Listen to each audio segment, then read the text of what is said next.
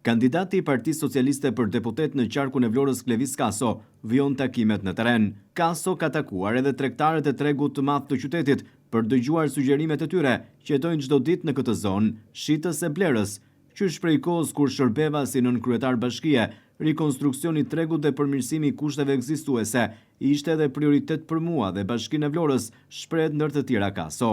Implementimi i projektit për abilitimin e të gjithë zonës në harmoni të plot me të gjithë ndërhyrjet që do të bëhen në qendrën e Vlorës do të përfundojnë jo më larg se viti i ardhshëm.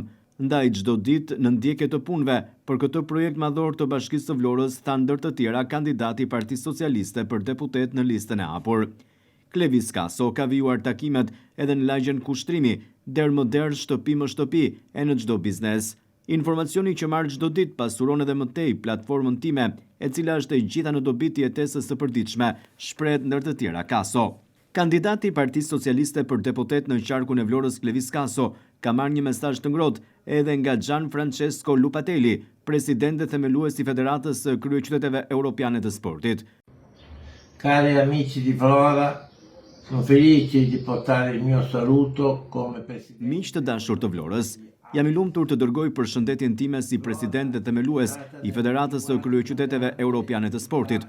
Vlora ka qenë në vitin 2024 një qytet i madh europian i sportit dhe ka investuar posaçërisht në turizmin sportiv, për të cilin pikërisht në këtë ditë kemi realizuar një takim dhe firmosur marrëveshje me Kombet e Bashkuara për Turizmin dhe Sportin në Madrid më 31 mars.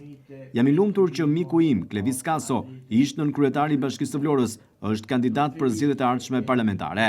Jam i lumtur që Vlora mund të ketë një deputet që do të angazhohet për sportin, për qytetarët, për shëndetin e qytetarëve, për shëndetin e të rinjve dhe të moshuarve.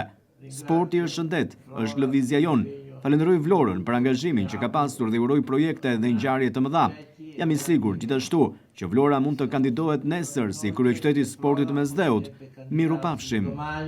Al Mediterranean Capital of Sport. Ciao ciao.